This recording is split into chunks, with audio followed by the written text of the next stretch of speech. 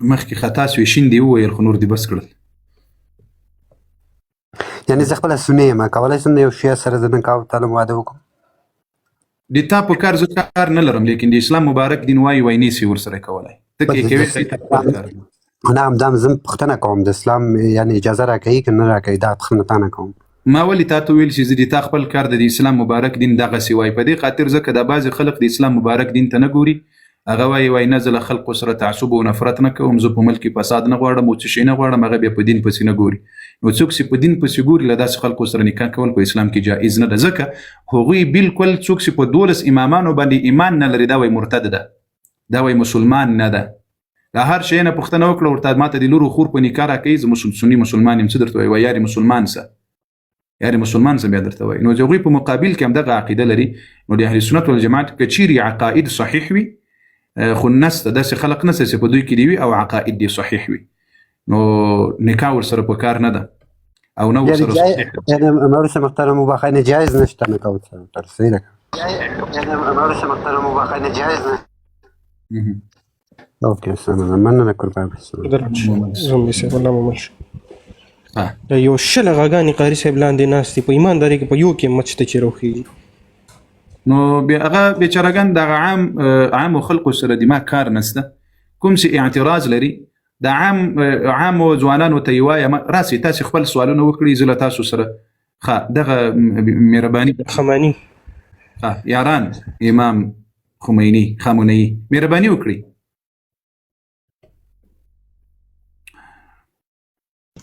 نه خمیني صاحب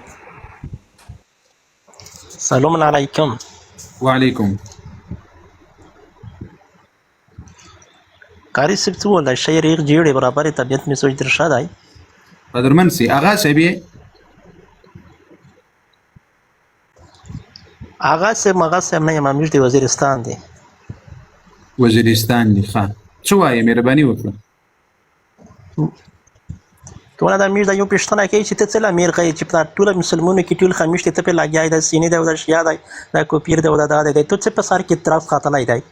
ښه اول خو د وزیرستان بلا در وګرځېږه، په وزیرستان کې دومره بې غیرته خلق نسته چې د بل چا له نامونه استفاده کوي. نور غوندې وایي چې زه شیعه یم، د باړه چنار یم، یا د باړه چنار په خوا کې چې هغه بل نوم یې د دغه ځای یم، د وزیرانو د وزیرستان له خلقو نه ولې نوم نه استفاده کوي.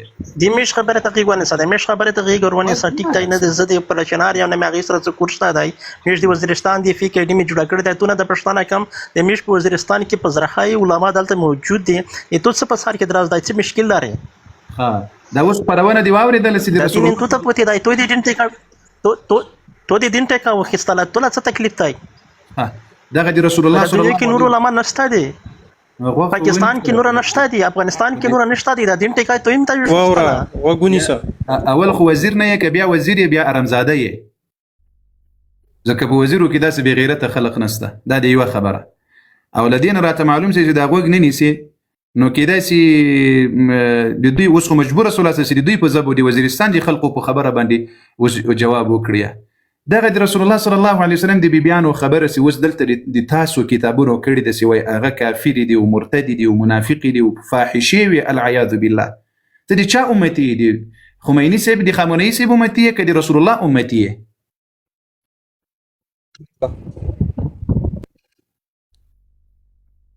خمینی صاحب آپشن مې درلېږلی دی، مایک کولاو کا دا جواب نشته اوس قاضي صاحب دی جواب نه لري. ده الله اکبر. دوی د فکر کې چې راځه په دغه نامو باندې ورسه تر څو اهل سنت والجماعت دوی وښیي چې اهل سنت والجماعت کې هم داسې خلق چې دغه کوي.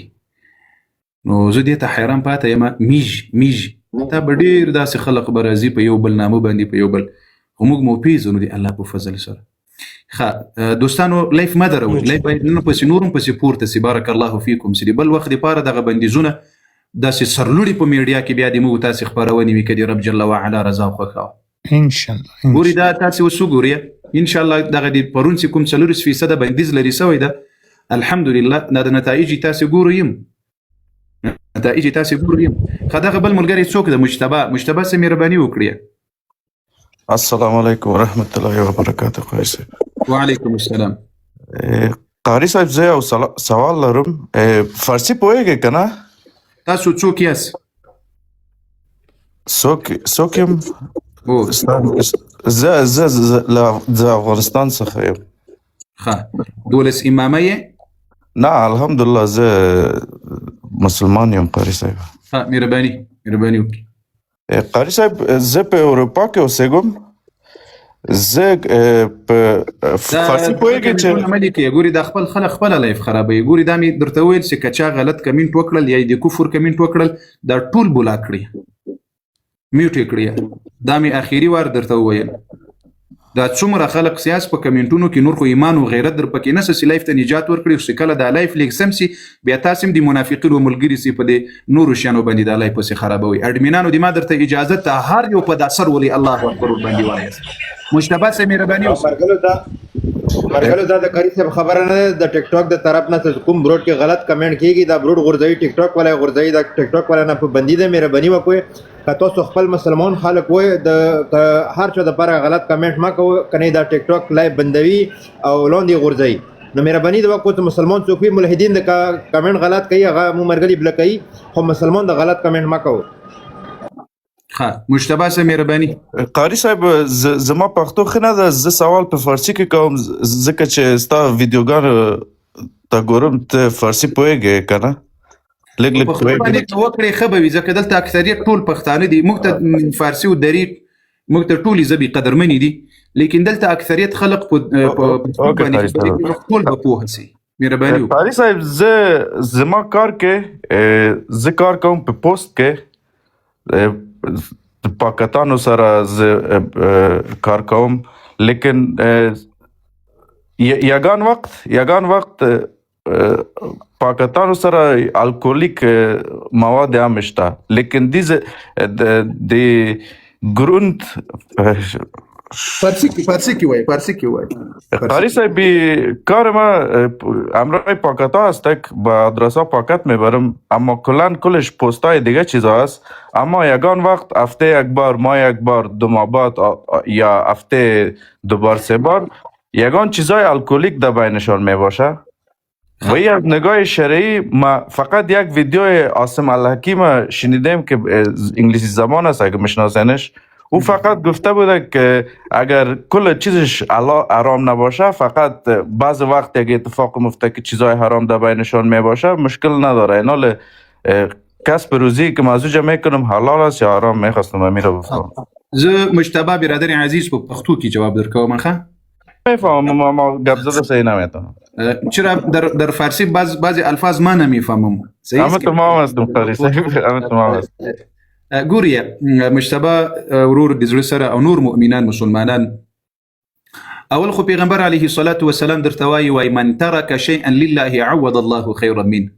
و کوم کار کې چې شک درته پیدا سو، شبهه درته پیدا سو، رسول الله وایي دا کار پرېږدي دی الله دی پاره، الله به د دې نه ښه بدله درکړي. رسول الله دا وعده در سره کړي، من ترک شیئا لله عوض الله خیرا منه، الله به له دې نه بهترینه بدله درکړي.